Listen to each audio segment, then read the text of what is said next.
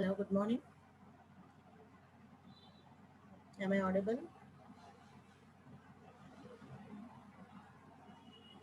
Yes, ma'am. Okay. So, today I'm unable to give the video because of low network, right? So, still only 40 members are there in the class. It's already 15 minutes done with the time. So, it will move to the class directly.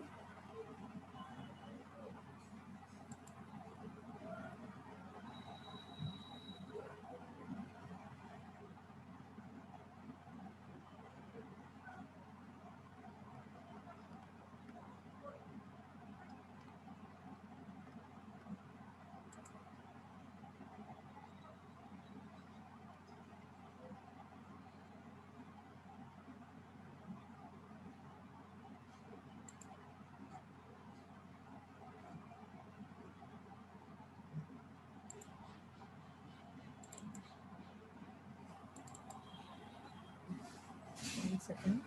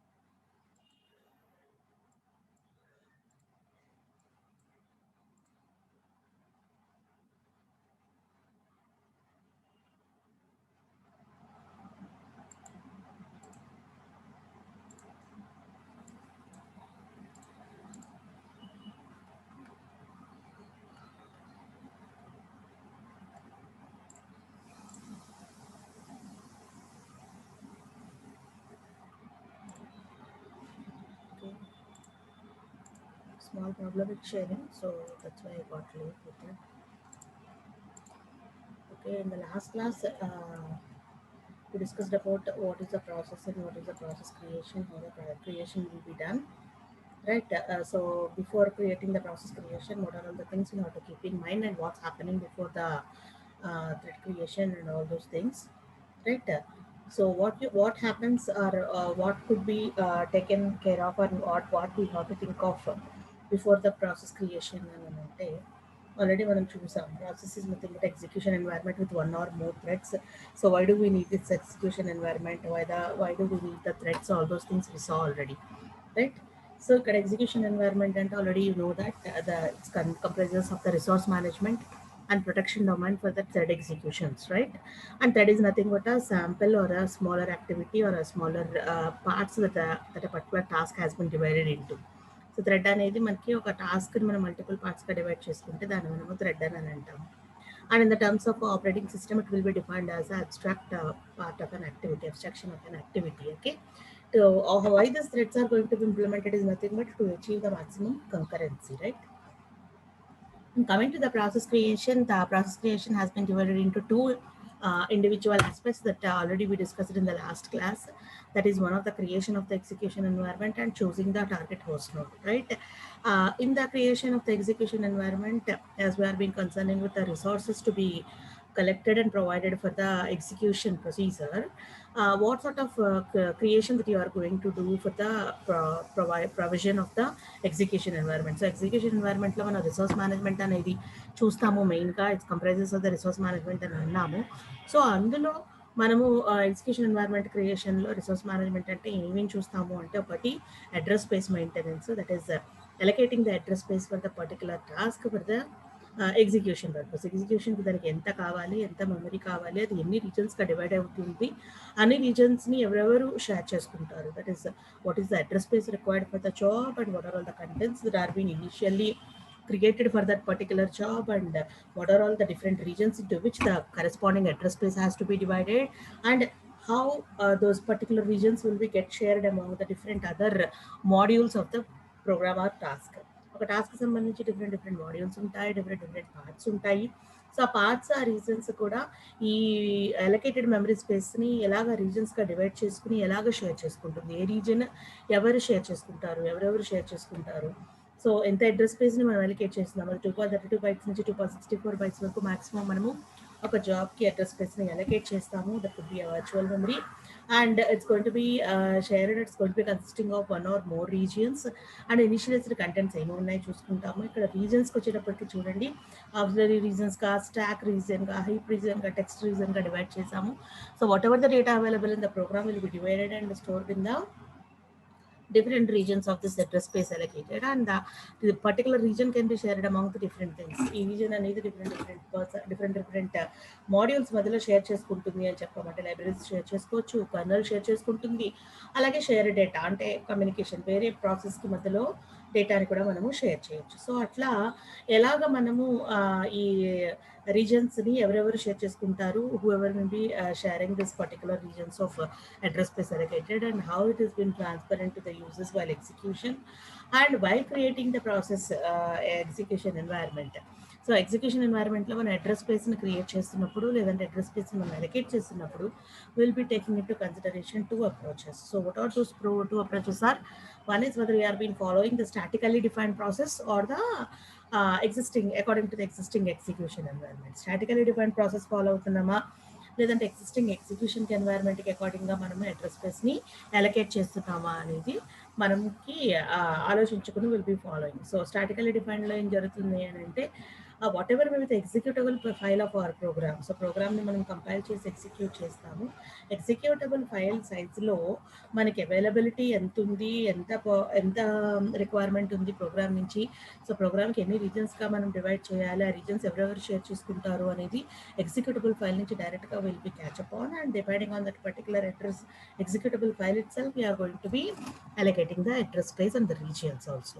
అలా కాకుండా we can also define the address space according to the existing execution environment. Like parent process ఏముంది, దాని related threads ఏమేమి create అవుతూ ఉంటాయి. So create అయిన దాన్ని బట్టి అప్పుడు కావాల్సిన రిక్వైర్మెంట్ని బట్టి మనం అప్పటికప్పుడు ఒక కాపీని, ఒక అడ్రస్ రీజియన్ని మనం క్రియేట్ చేయొచ్చు.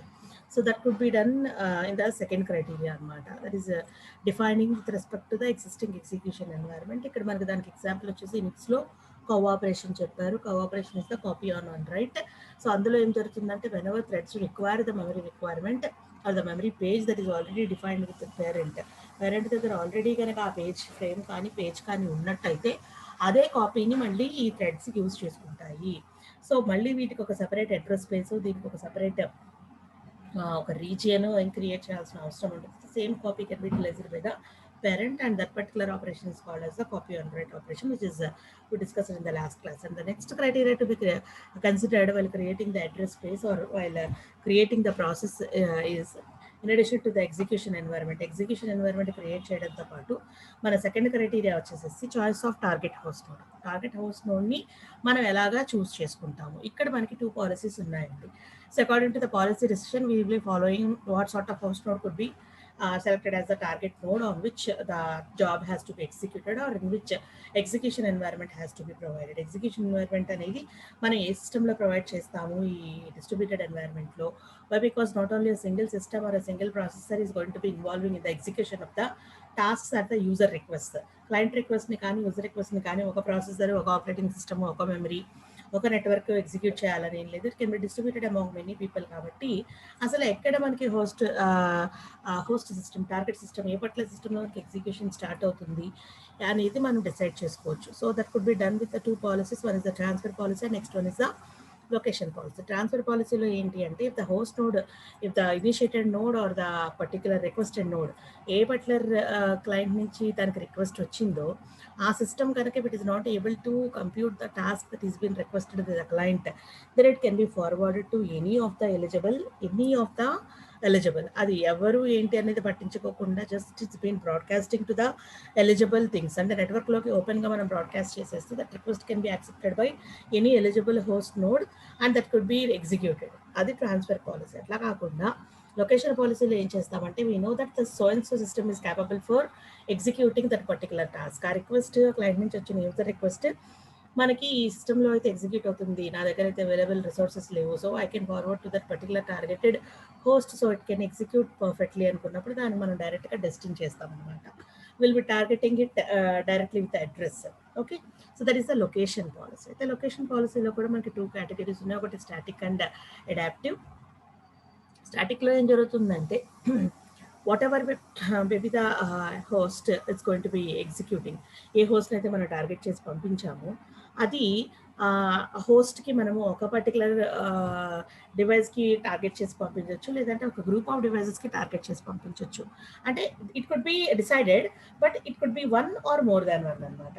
ఆల్రెడీ డిసైడ్ అయిపోతుంది ఈ పర్టికులర్ హోస్ట్లోనే అది ఎగ్జిక్యూట్ చేస్తుంది అని మనం పంపిస్తాము. అది ఒకటి అవ్వచ్చు, లేదంటే గ్రూప్ అవ్వచ్చు. ఒకటే దానికి మనం పంపించి ఇంకా నువ్వు ఎలా అయినా సరే ఎగ్జిక్యూట్ చేయాలి అని అంటే it is called as deterministic. So లేదు, ఒక గ్రూప్ ఆఫ్ సిస్టమ్స్కి పంపించి మీరు ఎవరైనా సరే దీన్ని ఎగ్జిక్యూట్ చేయొచ్చు అని మనము రిక్వెస్ట్ చేస్తే that is called as probabilistic. So this 2 comes under the static one it self. ఆ నెక్స్ట్ వన్ ఇస్ అడాప్టివ్. అడాప్టివ్లో దగ్గరికి వచ్చేటప్పటికి ఇక్కడ మనం ఏం చేస్తామంటే will be considering various characteristics like load of the system, server requirements, server resources availability, all these things will be decided. So దాన్ని బట్టి different methodologies apply చేసి whether you have to follow with that. So మనం అనుకుంటే మనం target సిస్టంలో అనుకుంటే ఈ సిస్టంలోనే execute అవ్వాలి, ఈ గ్రూప్లోనే ఎగ్జిక్యూట్ అవ్వాలని కాదు. If there is no possibility at that moment, or if all the systems in that group are busy, or if they are not available with the resources at that group, మనం ఈ గ్రూప్లోనే execute అవ్వాలనుకున్నప్పుడు ఆ గ్రూప్లో resources లేవనుకోండి, లేదంటే అందులో ఉన్న processes అన్ని బిజీగా ఉన్నాయనుకోండి, we're not able to have the execution. So అలాంటప్పుడు ఏం చేయాలంటే will be shifting to the other అన్నమాట. That is called as adaptive. అలాగే along with what is called as process creation environment అనేది ఒకటి మనము what is called as execution environment చూద్దాము, ఇంకోటి టార్గెట్ హోస్ట్ అనుకున్నాం కదా ప్రాసెస్ క్రియేషన్. సో అలా దాంతోనే కాకుండా we can also decide that whether the task is sender initiated or the receiver initiated. ఆ టాస్క్ ఎక్కడి నుంచి వచ్చింది, సెండర్ నుంచి వచ్చిందా, రిసీవర్ నుంచి వచ్చిందా. అండ్ మైగ్రేషన్, మన మైగ్రేషన్ టాస్కా లేకపోతే అది యాక్చువల్లీ ఎగ్జిక్యూషన్ టాస్క్. అంటే ఎగ్జిక్యూషన్కి రెడీ అయ్యి వచ్చినప్పుడు ప్రాసెస్ క్రియేట్ అయినప్పుడు మాత్రమే మనకి జాబ్ ఇక్కడి నుంచి అక్కడికి, అక్కడి నుంచి ఇక్కడికి ఎవరు క్యాపబుల్ ఉంటే వాళ్ళ దగ్గరికి షిఫ్ట్ అయ్యే అవకాశం లేదు. అదొక్కటే ఒక్కటే కాదు, బట్ ప్రాసెస్ ఎగ్జిక్యూషన్ మధ్యలో కూడా if the process is not able to cope up with your job, మీ జాబ్ కనుక ఎగ్జిక్యూట్ చేయలేకపోతే ఆ మూమెంట్లో, if it is been feeling burdensome, అది కనుక మధ్యలో బర్డన్ అనుకుంటే కనుక it can set away, or it can throw away some of the process to other systems to reduce its load అనమాట. దాని దగ్గర ఉన్న లోడ్ని అది షిఫ్ట్ చేసుకుంటుంది వేరే సిస్టమ్కి. సో అది ఒకసారి ప్రాసెస్ క్రియేట్ అయినప్పుడే ఈ షిఫ్టింగ్ మైగ్రేటింగ్ అనేది జరగకపోవచ్చు. అది ప్రాసెస్ క్రియేట్ అయినా ఆల్రెడీ ఎగ్జిక్యూషన్ జరుగుతున్నప్పుడు కూడా, మన ఎగ్జిక్యూషన్ ప్రొసీజర్లో ఉన్నప్పుడు కూడా మన జాబ్ని మనము ఎగ్జిక్యూట్ అవుతున్న సిస్టమ్ నుంచి ఇంకొక సిస్టమ్కి షిఫ్ట్ చేయడానికి ఛాన్సెస్ ఉంటాయన్నమాట. So this is about the process creation, and I will also discussed about the advantages of the threads. So threads గురించి మనం మాట్లాడుకుంటే thread is nothing but a abstraction of an activity అని అనుకున్నాం according to the operating system, and each and every process is going to be created by more than one or more threads that we already know as we discussed in the operating system. So operating system లో మీకు already తెలుసు threads create అవుతాయి ప్రతి ప్రాసెస్కి అని చెప్పి. So why do we need the threads అని అంటే ఆల్రెడీ డిస్కస్ చేస్తాం, to achieve the maximum concurrency అని చెప్పేసి. మల్టిపుల్ ప్రాసెసింగ్కి, మల్టీ టాస్కింగ్కి, మల్టీ ప్రోగ్రామింగ్కి these threads are very helpful for us. Okay, so ఇంకా మనం లిటరల్లీ అండ్ టెక్నికల్లీ మాట్లాడుకుంటే what could be the advantages of threads అంటే, 1 minute.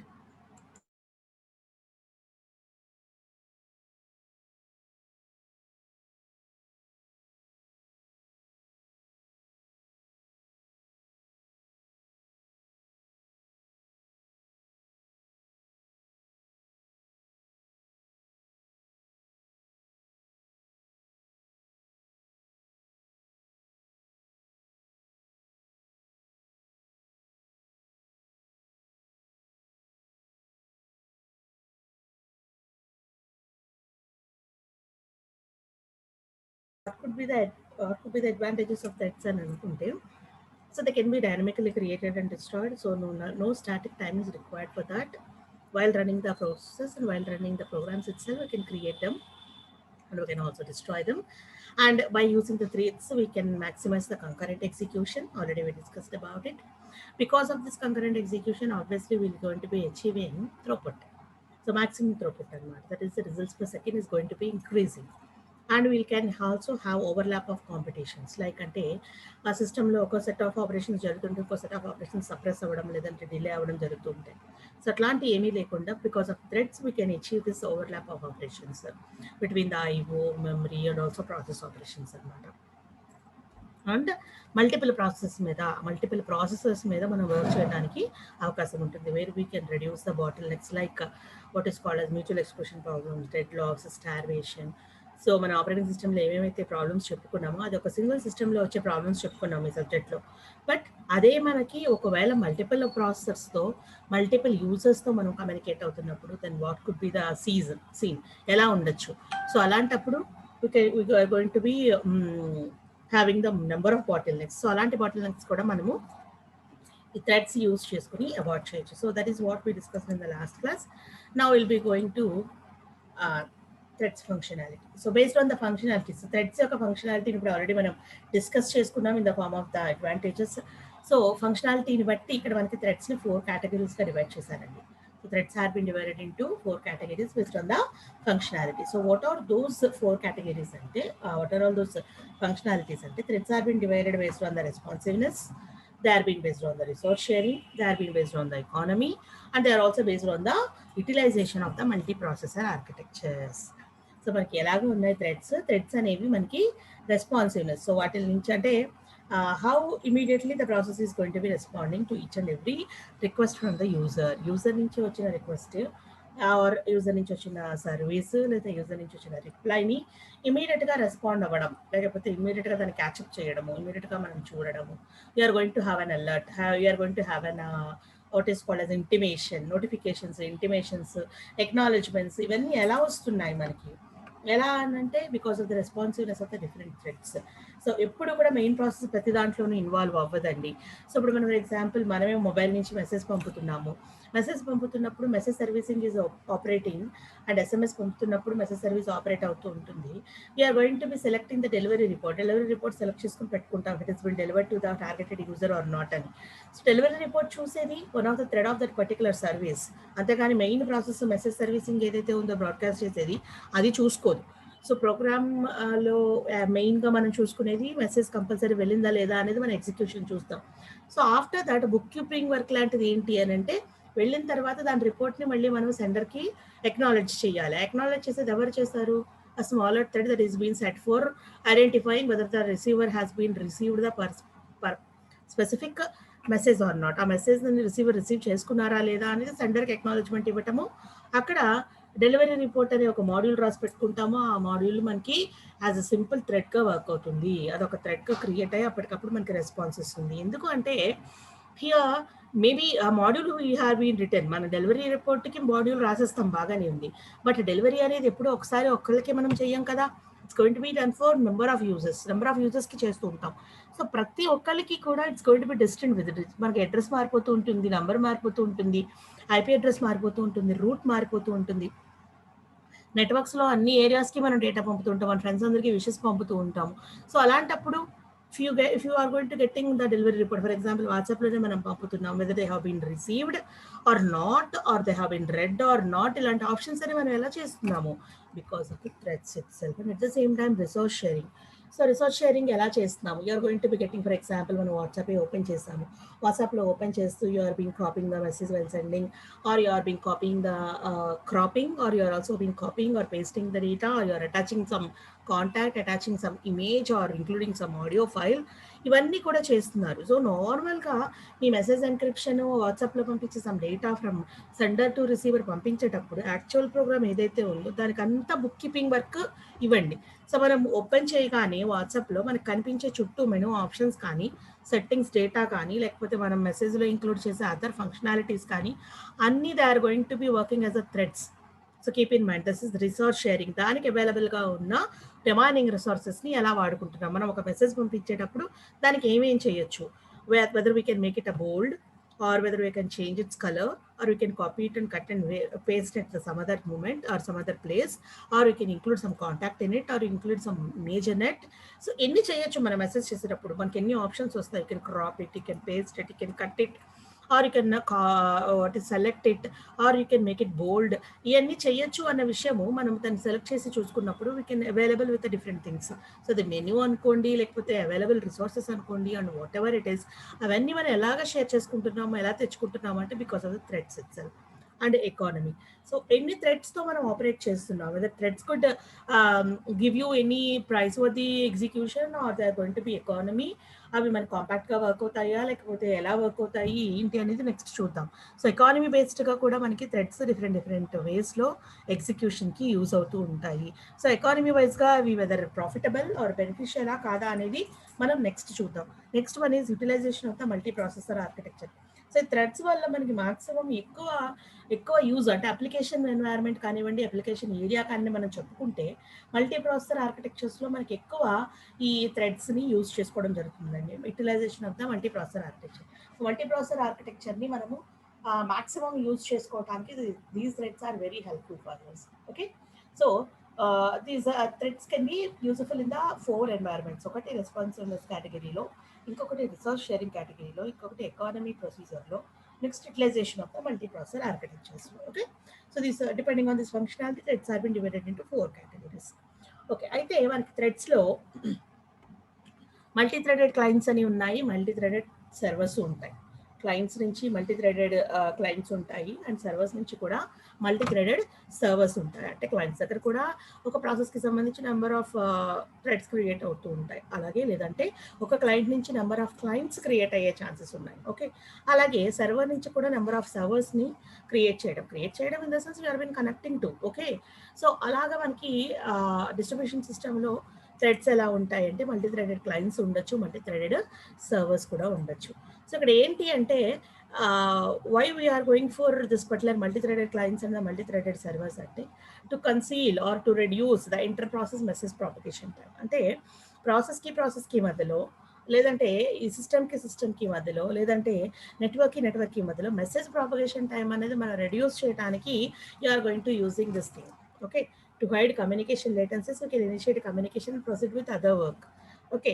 సో కమ్యూనికేషన్ లేటెన్సీస్ తగ్గించుకుంటే, డిలేస్ తగ్గించుకుంటే, ఆ మెసేజ్ వెళ్ళే వరకు మనం వెయిట్ చేయాలి. ఆ మెసేజ్ వెళ్ళింది అనిపించుకుని, అక్నాలెడ్జ్‌మెంట్ వచ్చింది అనిపించుకుని, then you are going to sending the another message or you are trying to go for another work. ఆ మెసేజ్ వెళ్ళేంత వరకు మనం వెయిట్ చేయాల్సిందే. ఇంకొక వర్క్ మనం చేయలేము అనుకున్నప్పుడు obviously will be getting slow. Okay. So అలా కాకుండా we are going to be doing our own work while you are going to implementing the multiple operations. అంటే ఏంటంటే మనం ఒక వర్క్ చేస్తూ ఇంకొక వర్క్ కూడా మనం చేయొచ్చు అనుకున్నప్పుడు ఎప్పుడైతే ఒక వర్క్లో డిలే లేదో ఆటోమేటిక్గా will be shifting to the or you're switching to the another work. So అక్కడ ఏంటి అంటే for what you are preferring for multi threaded clients and multi threaded servers in the distributed environment అంటే to reduce the communication లేటెన్సీస్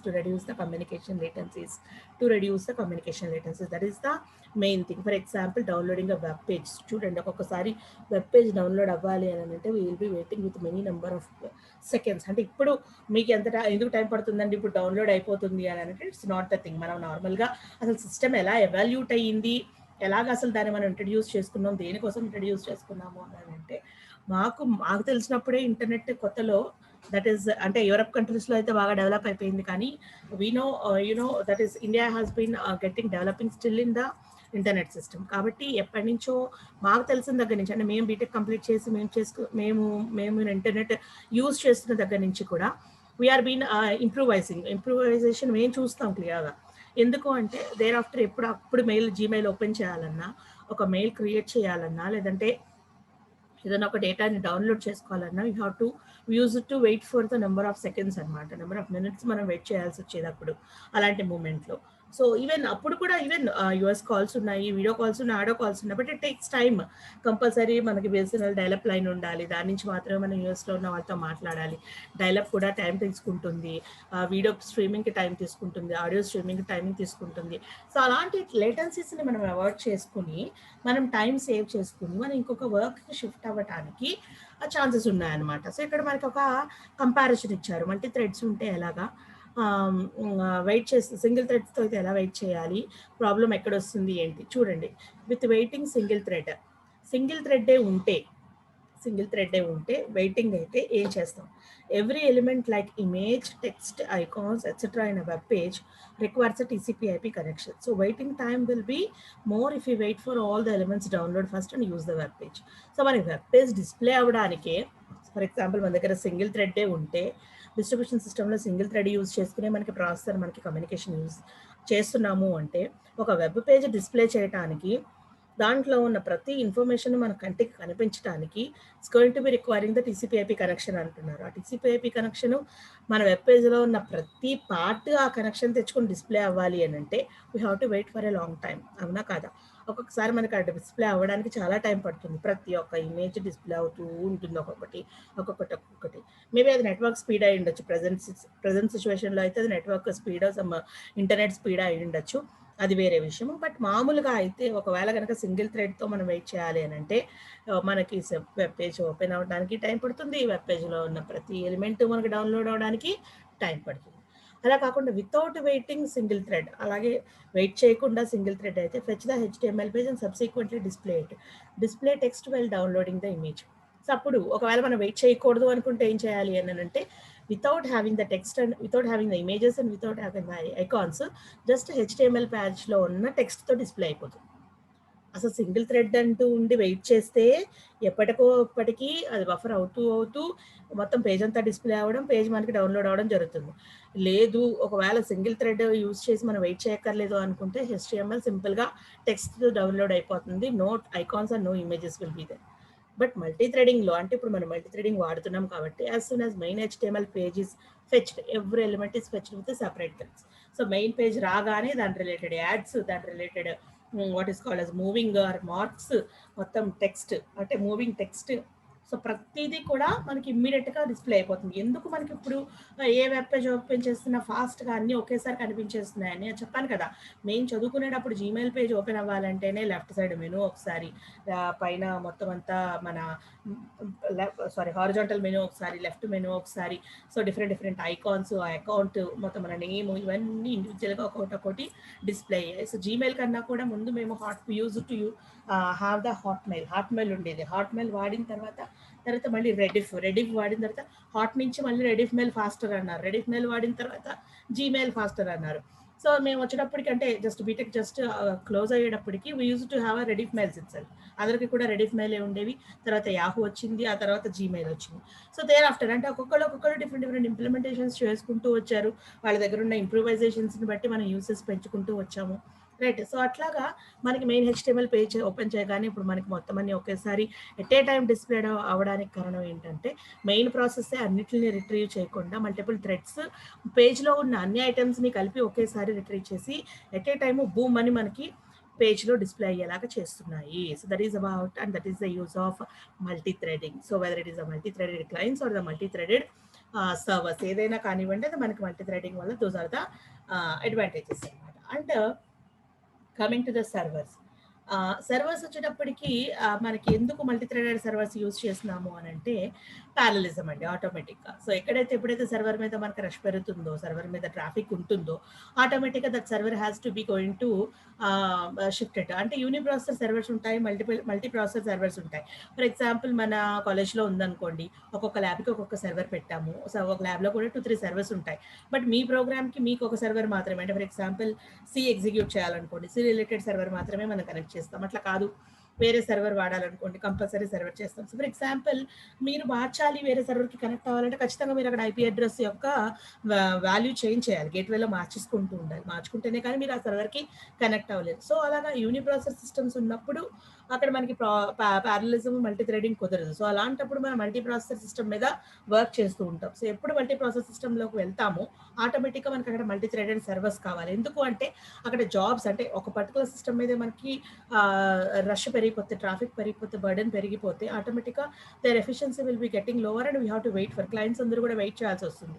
so అలా కాకుండా ఏం చేయాలి అని అంటే it has to be shifted. Servers అనేవి యూని ప్రాసెస్ సిస్టంలో కాకుండా సర్వర్స్ అనేవి మల్టీ ప్రాసెస్ సిస్టంలో వర్క్ అయితే it will be better. So multi process సిస్టమ్స్లో ఆటోమేటిక్గా మనకి మల్టీ థ్రెడెడ్ సర్వర్స్ వస్తూ ఉంటాయి. ఎందుకు అంటే డిఫరెంట్ ఆపరేషన్స్ డిఫరెంట్గా మనము చేయాల్సి వస్తుంది.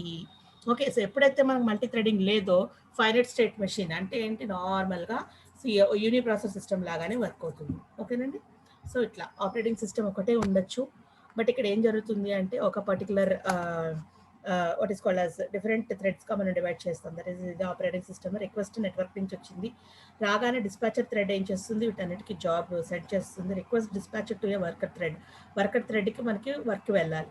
సో ఇది సర్వర్ సిస్టమ్. సర్వర్ సిస్టంలో డిఫరెంట్ థ్రెడ్స్ ఉంటాయన్నమాట. ఈ థ్రెడ్స్లో డిఫరెంట్ సర్వింగ్ థ్రెడ్స్ ఉంటాయి. ఆ సర్వింగ్ థ్రెడ్స్ అన్ని వర్క్ చేస్తూ ఉంటాయి. అంటే సర్వర్ని మనం పార్ట్స్గా డివైడ్ చేసి ఆ పార్ట్స్నే మనం మల్టీ థ్రెడ్స్గా వాడుకుంటాం అనమాట. Okay. That is about the multi threaded servers and the multi threaded clients in the distributed environment. So అలాగే మళ్ళీ మనకి మల్టీ థ్రెడెడ్ సర్వర్ ఆర్కిటెక్చర్స్ గురించి మనం మాట్లాడుకుందాం. ఎందుకంటే మల్టీ ప్రాసెసర్ ఎన్వైరన్మెంట్ గురించి మనం మాట్లాడుకోవాలి అంటే మల్టీ థ్రెడెడ్ సర్వర్ ఆర్కిటెక్చర్స్ గురించే మనం మాట్లాడుకోవాలి. సో ఏమేమి ఉన్నాయి, వాటి యొక్క ఫంక్షనాలిటీ ఎలా ఉంటుంది, వాటి ఆర్కిటెక్చర్స్ ఏంటో చూసుకుని next will be moving to the thread programming చెప్పుకుని then will be what is called as concluding with the convocation. That is how it is going to be invocation అనమాట. సారీ. సో మెథడ్ ఇన్వకేషన్స్ ఎలా జరుగుతుంది, communication ఎలా జరుగుతుంది వీటి మధ్యలో using the thread programming and all these, దానికి operating system ఎలా support చేస్తుంది అనేది will be seeing in the next class. And ఇక్కడ మనకి మల్టీ థ్రెడెడ్ క్లయింట్స్ గురించి మనం ఎందుకు చెప్పుకోవట్లేదు అంటే సర్వింగ్ నీడ్స్ ఏమి స్పెసిఫిక్గా ఉండవు. మనకు కావాలంటే మల్టిపుల్ సర్వర్స్ నుంచి డేటా తెచ్చుకుంటాము. వెరాజ్ మల్టీ థ్రెడెడ్ సర్వర్స్ దగ్గరికి వచ్చేటప్పటికి అక్కడ మనకి వర్క్ ఎక్కువ ఉంటుంది, number of clients has to be served. కాబట్టి మల్టీ థ్రెడెడ్ సర్వర్స్ని మనము ఎక్కువ మల్టీ ప్రాసెసింగ్ ఎన్వైరన్మెంట్లో వాడుతూ ఉంటాము. సో అందులో వచ్చేటప్పటికి మనకి multi threaded server architectures different ఉన్నాయి. ఒకటి worker pool, thread per request, thread per connection, thread per object. So ఏంటివి ఈ ఆర్కిటెక్చర్స్లో ఏం జరుగుతూ ఉంటుంది, డిఫరెంట్ హైబ్రిడ్ కాంబినేషన్స్ కూడా ఉన్నాయి. అంటే worker pool thread per request combination, worker pool thread per object, thread per connection, thread per object, ఇలా కాంబినేషన్స్లో different hybrid combinations కూడా మనము యూజ్ చేసుకోవచ్చు. అలాగే ప్రెజెంట్ రన్నింగ్ కూడా చాలా ఉన్నాయి multi thread server architectures. So ఇట్లాగా డిఫరెంట్ ఆర్కిటెక్చర్స్ ఉన్నాయి. సో ఆర్కిటెక్చర్స్ ఎలా వర్క్ అవుతూ ఉంటాయి, what are all the different things. So ఎందుకు మనం థ్రెడ్స్ని మల్టిపుల్ ప్రాసెస్ కన్నా కూడా థ్రెడ్స్ వాడుతున్నాము, మల్టిపుల్ ప్రాసెస్ వాడచ్చు కదా, లేదంటే మల్టీ ప్రాసెసర్స్ వాడచ్చు కదా, why are going for the multi threading ఏంటనేది మనం చూసి అడ్వాంటేజెస్ వైస్గా డిసడ్వాంటేజెస్ వైస్గా డిస్కస్ చేసుకుని then will go for the thread programming. Okay. So I'm closing the class here. Take a break for 15 minutes and join the project session by 10:45. Okay, right. So everybody attend the class, attend the project session. All the people, all the project leaders take the responsibility to call your batch members to attend the project session. Okay, right. So I'm leaving the class now. Take a break of 15 minutes and again connect to the link.